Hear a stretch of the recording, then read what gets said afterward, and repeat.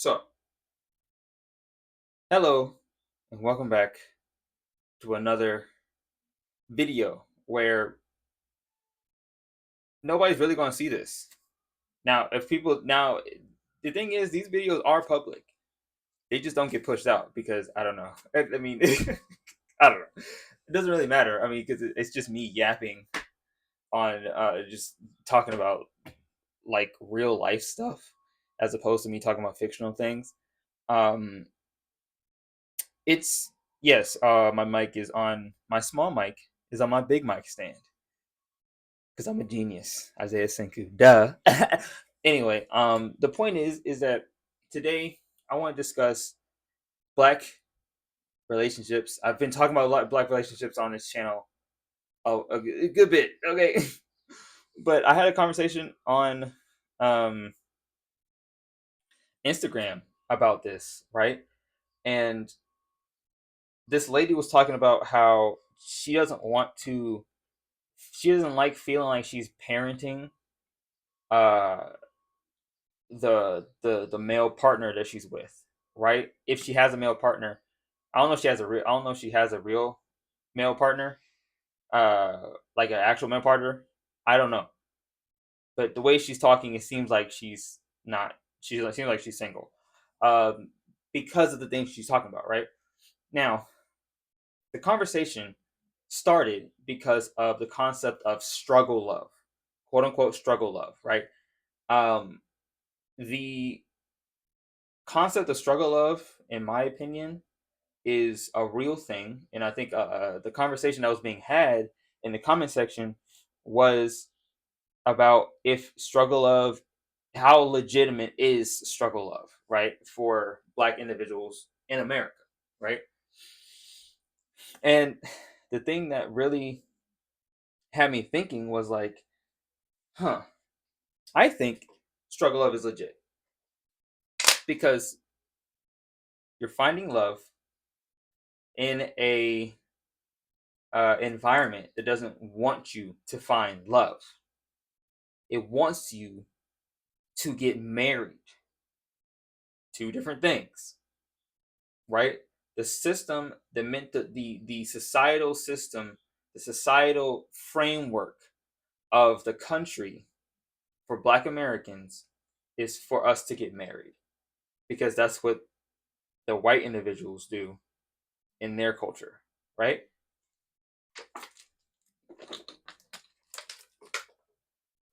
Now, I don't think that marriage is inherently a horrible idea.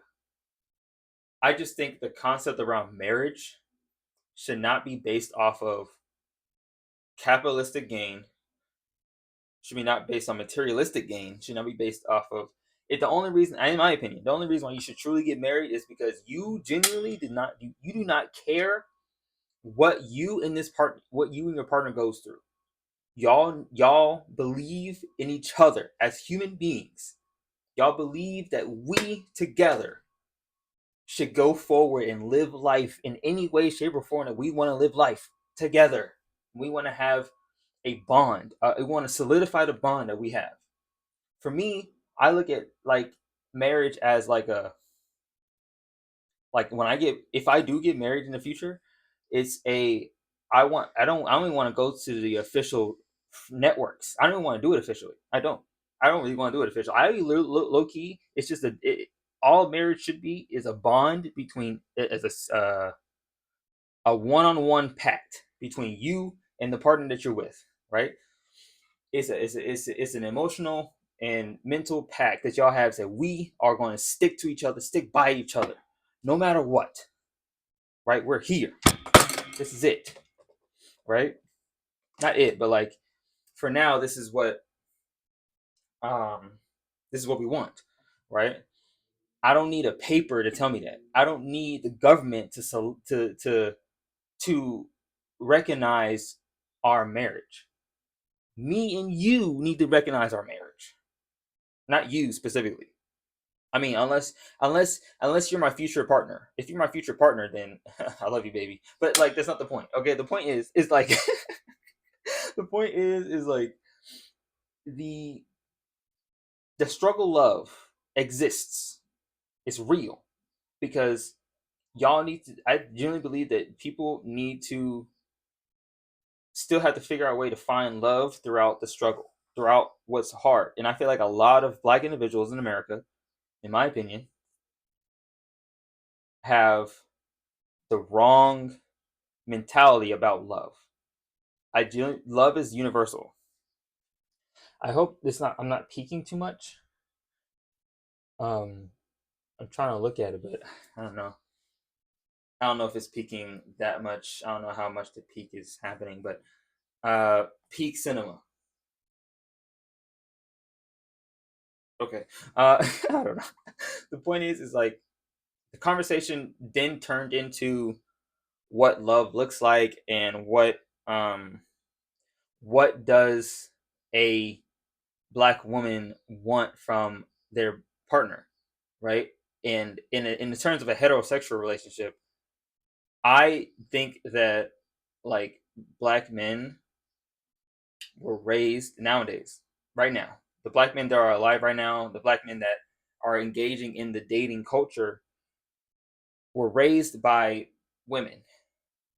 They were raised by black women who, in one shape, way, or form or another, they subscribed to the patriarchal mindset.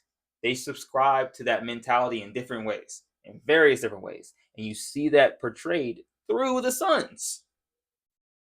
It's obvious, right? It's portrayed through the sons. A lot of these young men in my age range, that probably peaked. I have the thing on it, but it's still peaking. I don't know. The point is like these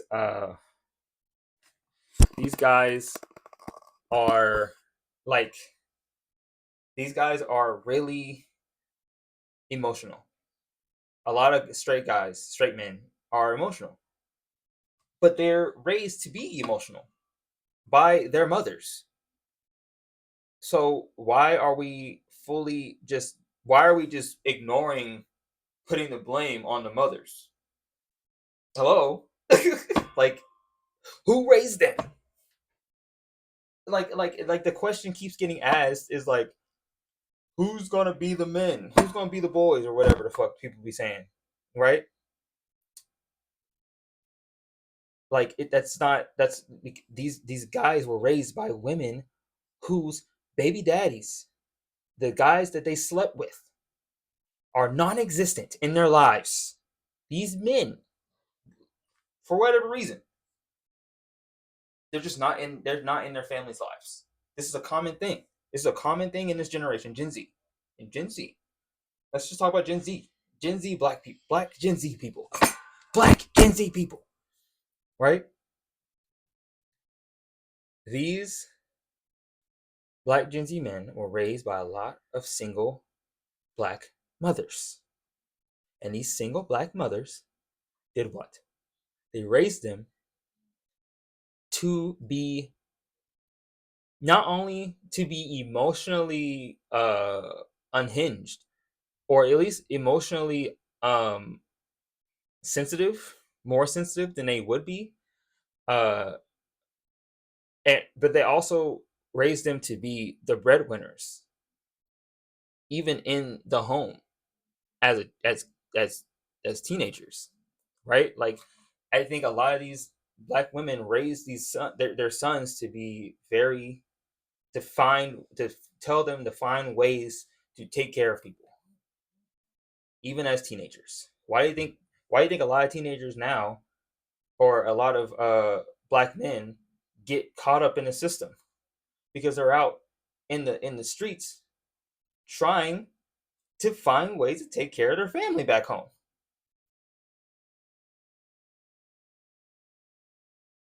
And I think a lot of black women were raised in a different mentality. Even though they were raised in the same generation, they were raised in a different mentality completely.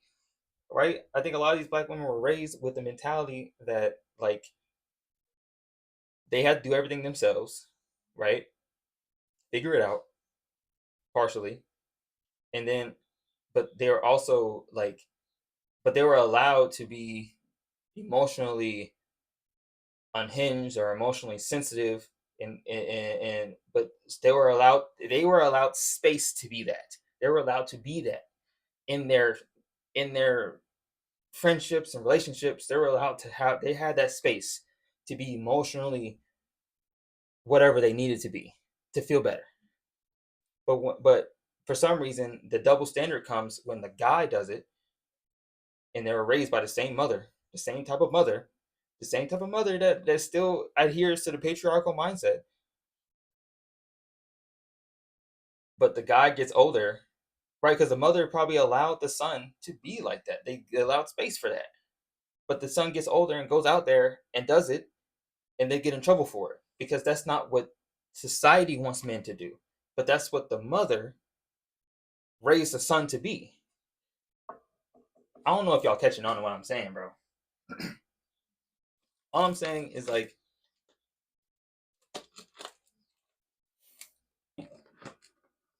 at the end of the day, I think that I said this to her. I said this in the comment. I was like, if you want, if you're a straight woman, a straight black woman, and you want to engage with straight black men, you have to be faster than them, mentally, physically, whatever.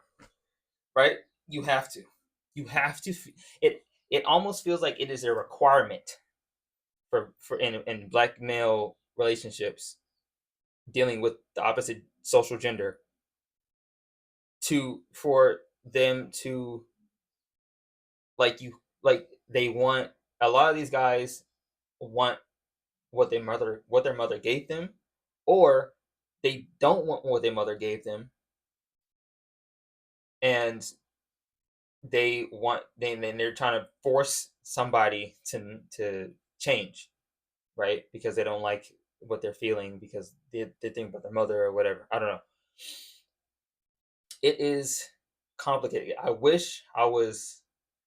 I do like some people are good at like talking about these types of things in a very succinct and like uh to they're very good at explaining what they're trying to say. But the way I explain things, I'm all over the place. I don't know. So y'all just gonna have to y'all gotta work with me here, okay? And that's the thing that I hate about trying to explain stuff to people, because when I'm explaining stuff to people, 9 times out of 10, I'm going to be explaining it to you in such a way that you just gotta go with the flow, bro. You gotta go. You gotta trust my vision. I'm gonna come back around to what I'm trying to say. You just gotta hear the story out. You gotta hear it out. You gotta hear me out. And I think a lot of people don't aren't are too either too impatient to hear fully what I'm saying, or they put a um a secret agenda under what I'm saying, when that's just not the case. It's like I don't have a secret agenda. I'm just genuinely just telling you my 2 cents, right? You don't have to take what I say for fact. And I feel like a lot of people tend to do that. But like I'm just saying from what I've experienced in my life, it feels like that. It feels like a lot of black women are being emotionally drawn to certain types of men. And then those certain types of men are also the men that were raised by a certain type of woman, right? And then the women that are dating these men get upset that these men are acting like this. But like, did you even look at the type of woman that the guy was raised by? Did you even talk to the mother at all? That you don't even engage with the mother at all. Y'all just forget about the parents. Like, I don't know. It's just something for me. It's like, I don't know. It's just like you forget completely that this nigga was raised by a black woman. So it's like interesting because the lady was talking about like one of the ladies had a comment and she was like, well, that's a what's it called? That's a thing that we have to talk about, not talk about, but like she was saying like we are like these women need to raise their sons better. The raising has been done. The man is grown now. He's been raised. Why the fuck are you talking about? Oh, like maybe you know what I'm saying? Like the guy has already been raised. The guy is here. He's a grown man now. He's here. He's existing in front of you. Why are you talking that's part of the conversation that makes it kind of hard, because it's like, yes, we should be talking about the parents, right? Even though I just said let's talk about the parents, but there's a dichotomy here, right? There's two sides to every story. It's like it's not just about it's about like understanding that right now I think a lot of black women, in my opinion, need to learn to stop emotionally connecting with a certain type of man, because it seems like for some reason, like a lot of, in my opinion, a lot of some black women have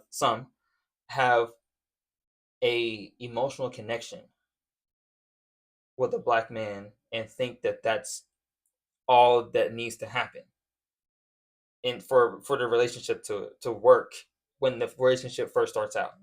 But that's not how, no, that's not how this works, right? That's not how that works, right? Just because a guy is able to emotionally connect with you does not mean that this guy is going to be the right partner for you long term, right? And a lot of guys are raised by a mother that was very emotional and made decisions emotionally, right? And that doesn't mean that that makes them, that sometimes makes the mother emotionally reactive as opposed to being emotionally proactive, right? Being emotionally proactive is just, I think, understanding that emotions are going to flare up, things are going to happen, people are going to have responses to things, and that's okay. But you have to learn to be stable with that and understand, hey, uh, you know, like as your mother, you know what I'm saying? You got to understand that I'm a woman and you're a man, right? You're growing up to be a man, which means that society is going to expect different things from you. And I think I don't think a lot of black mothers told their sons that. I was partially lucky, kind of. I'm still trying. My upbringing is I think fairly unique. Um, because I technically had three parents, if I'm being real. Let's not get into that right now. But the point is like it kind of makes me sad because I'm pansexual, right? I'll I'll date men, women, transgenders. I don't care. As long as I feel a mental, emotional, and soulful, you know what I'm saying, physical connection, I don't care what you identify as. I don't. I don't. I don't care. Like, but that's just me though, right? Other black men are not like that. And I think the day when when black women realize that they need to look outside of what they're emotionally attracted to, it's going to change the game. Some women are already ahead of the curve. I'll be real with you. Some women are already ahead of the curve. I've seen it, right? Where they realize that the people that they were interested in was the problem. So they changed what they were interested in and they found other people, other types of men to be interested in, like more but guys who have more feminine qualities than normal, right? Guys who are bisexual, guys who are pansexual, right? It that I genuinely believe that if black women want to move forward in the black community, if black women want the black community to move forward in a better way, in a more succinct as a group, right? For relationships and stuff, you have to stop expecting straight men to act. You can't expect a straight man to not act like a straight man. He's straight. He's straight. He identifies as straight. And and think about it. Think about it. And I don't know anybody who's watching this video in the future. Think about the idea of what a straight man is. being a straight man is not inherent in your body. Your sexual identity is not inherent in your body. The thing that is inherent is that your is the biological reproduction, right? That's inherent.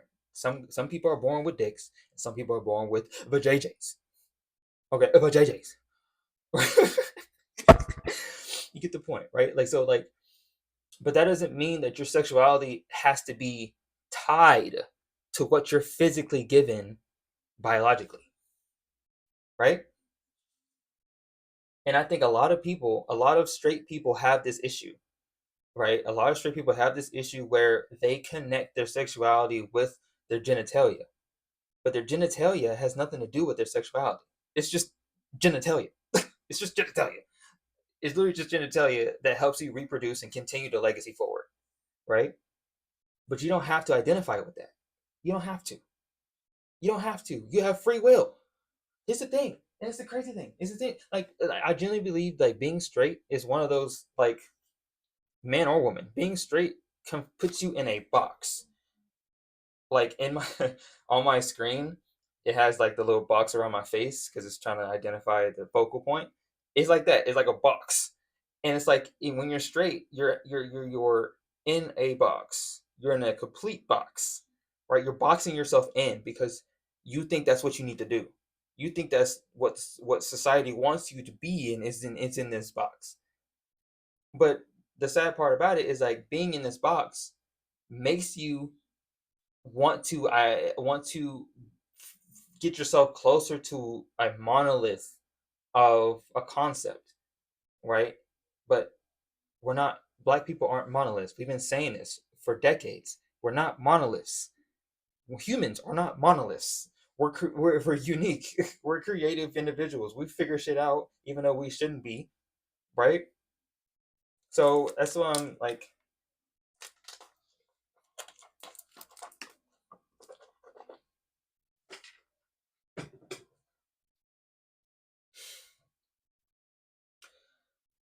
That's basically what I'm trying to say, right?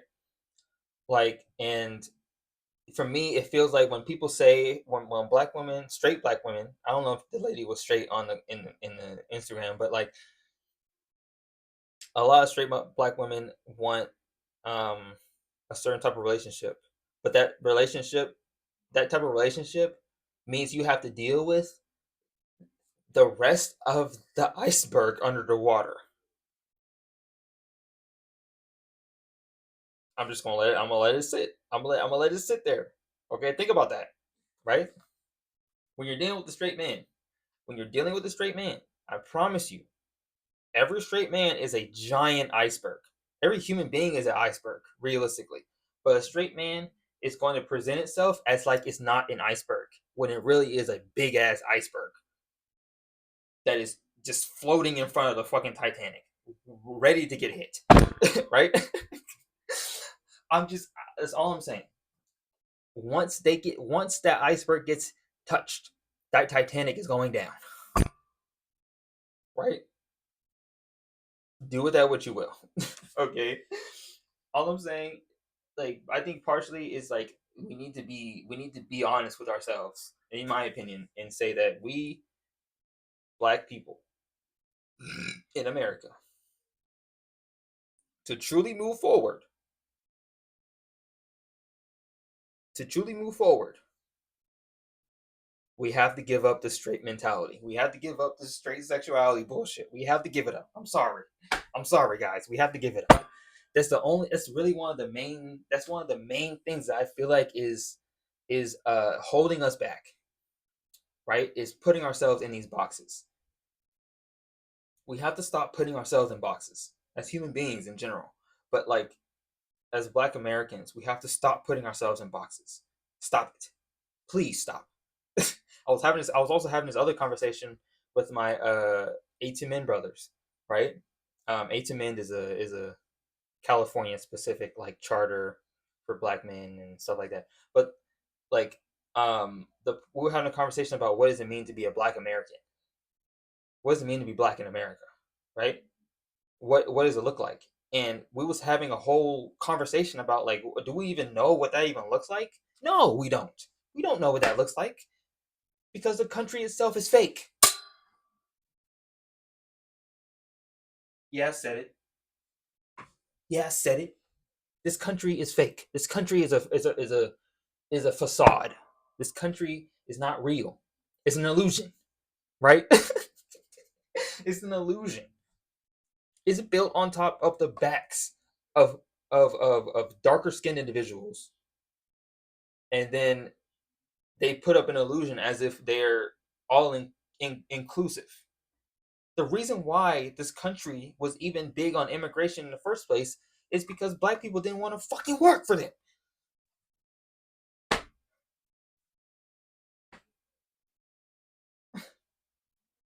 Like, how many times do I have to say this? How many times do I have to say this? How many times do I have to? Black people didn't want to work for the white ruling class. They didn't want to be slaves anymore, so they fought against that. What did the white ruling class do at the time? They said, "Oh man, these black people don't want to work for us anymore. They don't want to be slaves for us anymore. So we got to find other people to build the country up. Immigration, Mexico."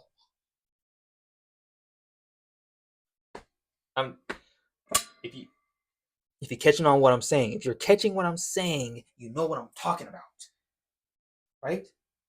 Why do you think? Why do you think there was a huge push, right? There was this big like and I want to tell you this. The reason why I'm so adamant about this because I genuinely believe that Mexican Americans were specifically brought to America to replace black people to build the country. If you really think about it, if you look at the history, it's obvious. I I guess I'm a lot more. Maybe I should take some history classes, bro. Maybe I should be a historian, bro. A black historian. Hold up. Wait a minute. Wait a minute. I'm coming into. I'm thinking on the spot here. I'm thinking on the spot here. If I get my PhD in Black history, oh my god, I'm a genius. The point. I'm just spitballing, but the point is like, if you look at the history of what happened, right? You look at it. I grew up with Mexicans. I grew up with white Mexicans and a little bit of black people. I'm being real with you. No habla español. I mean, that's like the most basic thing ever. But I didn't learn any Spanish from my and on top of that, also on top of that, me even saying Mexican is wrong. I want y'all to think about this. I want y'all to think about this. Me even saying that I grew up with Mexican Americans is wrong because my friend Nelson, shout out my boy Nelson. I don't know where you're at. Shout out my boy Nelson. We childhood friends. My boy Nelson, every time I used to say that he was like Hispanic or Mexican, he would get upset and he would say, "No, no, no, I'm El Salvadorian. Get it right, right?" And I was like, "My bad, gang. You're right, El Salvadorian." That's important to to talk about. That's an important thing to talk about because there are different um, nationalities, right, that need to be addressed when it comes to talking about Mexican Americans because they're not all Mexican Americans. Some are El Salvadorian, some are Chilean, some are Panamanian, some are from what I'm saying. So like, but America's propaganda has made it seem like they're all the same thing. They're all in the same monolithic group. That's the problem. That's the issue. That's the problem. That's the issue that happens. And they did the same thing for who? For who? Say it with me. Black people. Thank you. They did it with black people before they did it with Mexicans. And they just took the idea of making black people monoliths and said, "Oh, black people don't want to be monoliths no more. We'll just turn Mexicans into monoliths next." Or Latin Americans into monoliths. We're because it's projection. It's projection because the whole white society of America, they treat themselves like they're monoliths. They do. I don't have to explain that to you. You already know that. But like, so they're projecting that onto everything else. So if you really want to, if you really want to change this country, if you really want to change this country, okay, as black people, as black Americans, we need to stop treating ourselves like we're monoliths.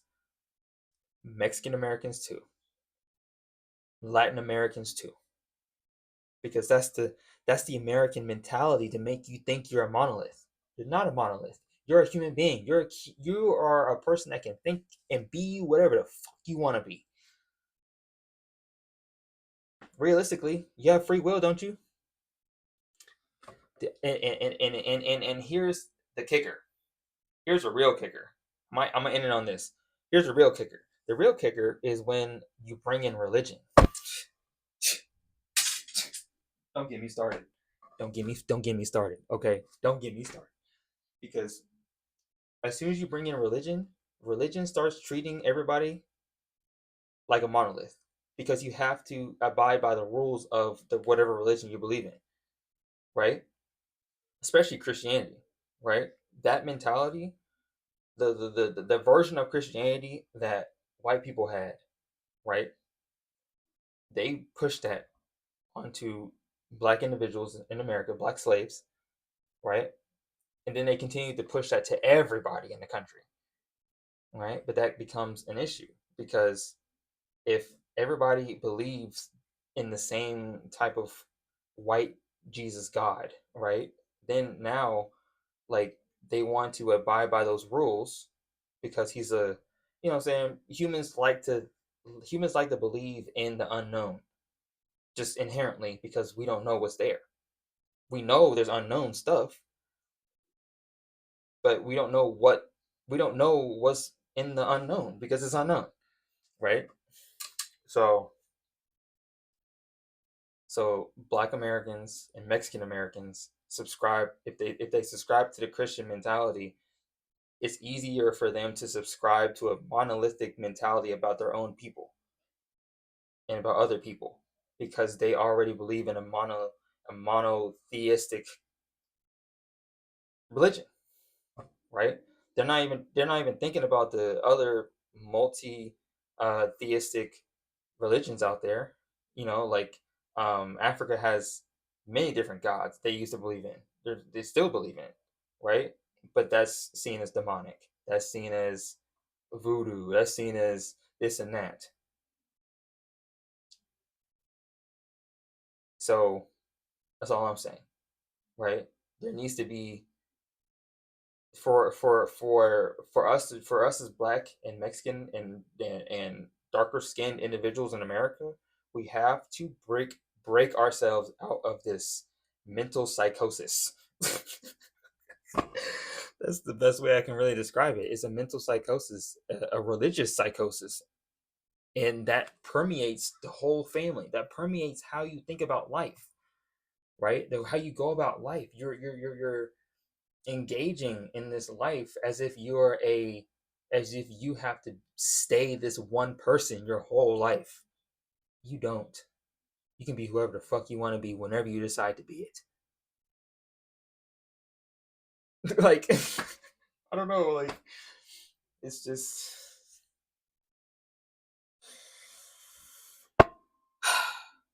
all because I had a conversation on Instagram. But I just want y'all to think about that. Just think about that. Think about what I said, bro. Please. Because it's one of those things where it's like it's not okay, bro. People, black Americans, in my opinion, actually just in general, this country would be a lot better off if we just left the country. If we just believed that this country is not actually a country anymore and we just treated it like that, like such. If you actually treated the country like it's not a country, it won't be a country anymore. Hello? Right? Because the and I think for me, I think I was given a little bit of a leg up when it comes to this mentality because on my dad's side, I think we have Native American in our like directly Native American in our family. Like my great grandfather was like mixed with Native American, I believe, and that's what I was told. I don't know how true it is because I can't find any information about this guy because he was in the military, and something happened in the military. That nigga got erased. I don't know what happened. I'm kind of scared. I'm not gonna lie. I'm low key scared. I said about this in my Substack, but like I don't know what happened with that nigga, bro. I don't know what happened. All I know is that every time I try to look him up, I don't see any information about him. Not even military wise. He's just erased. It's odd. It's like he doesn't exist, but obviously he exists because I exist. So who the fuck happened, right? But that's the issue with Native American history because Native American history has been specifically destroyed, has been specifically like undervalued, underseen, underappreciated. It it has been so. I'm laughing because I feel I kind of feel the Native American side of me like come out a little bit. I'm feeling it. I'm feeling it in my. Some of my Native American ancestors are just screaming at me. But like, but yeah, like it's one of those things where it's just like I know that there's history there because I exist, right? But like, all right, I'm out of here. Okay. See you later. See you later. Drive safe. All right. Now you go somewhere to close my window. Okay. If you go somewhere to close my windows. All right. All right.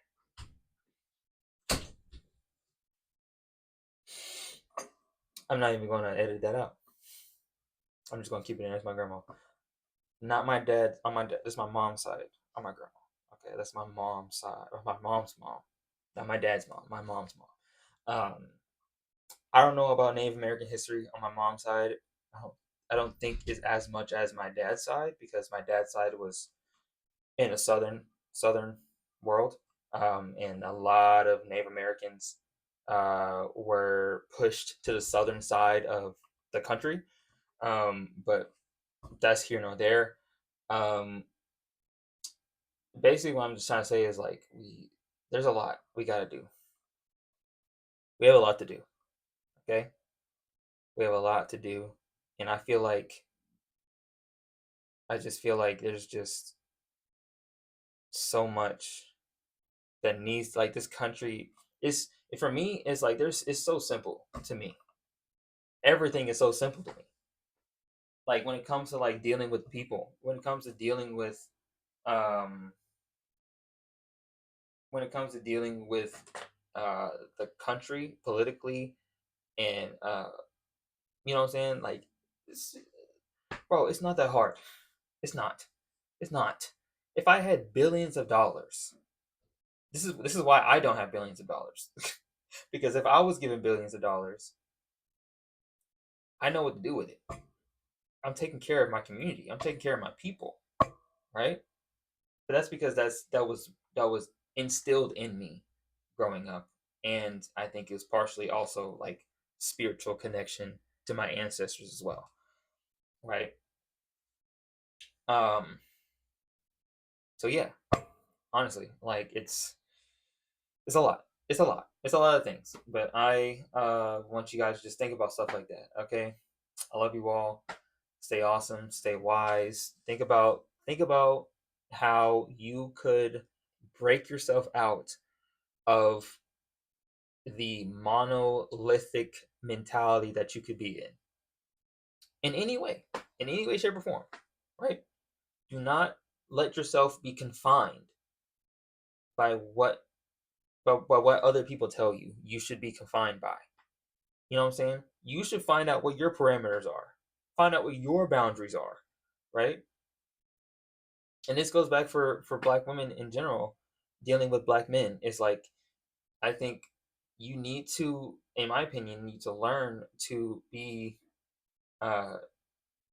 to be more strict. You know what I'm saying? I think a lot of black women just don't, just like they don't want to be like the mother figure for their partner. But like you're not being a mother figure if you're just setting a boundary. You're just setting a boundary. All you're saying is, "Hey, brother, don't do this. Because if you do this, there's I gotta correct. You know what I'm saying? I gotta clock your. I gotta clock your shit. I gotta clock you. I gotta clock you. I'm sorry. It is what it is. That's not you parenting him. That's not you mothering him. That's you being. That's you setting a boundary. And if he doesn't set that boundary, he needs to get punished. I mean, like he needs to like. But I think a lot of guys are okay with that mentality now. Are okay with letting the woman take the control seat, right?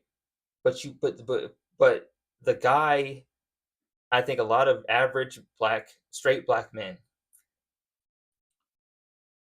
don't want to admit that.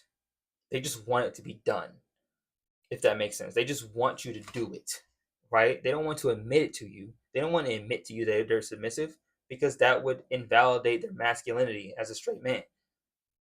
It doesn't really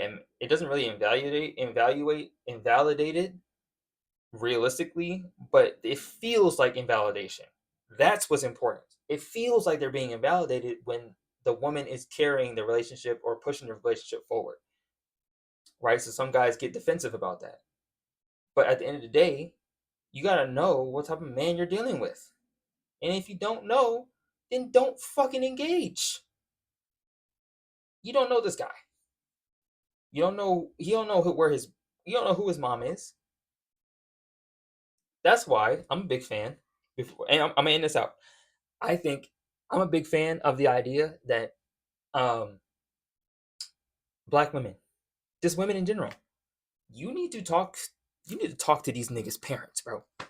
Talk to the parents. Talk to the mother. Find the father if you can. If you can't find the father, I feel like the mother is good enough. Talk to the mother. Engage with the mother. How does the mother think about life? How does the mother feel about other women? God. Like,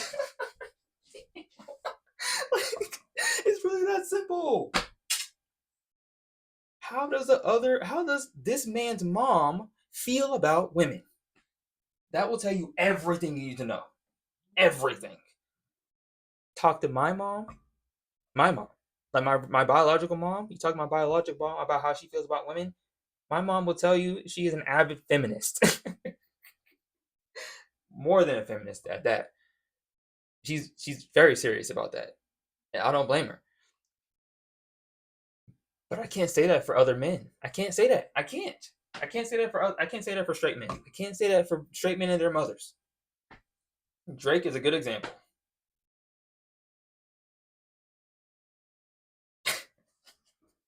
I'm gonna leave it at that. I'll see you guys in the next video, whenever the frick that is. It's whenever I feel like having a conversation with y'all. Have fun. Enjoy yourselves. And don't be dumb. What did ASAP Rocky say? Don't be dumb.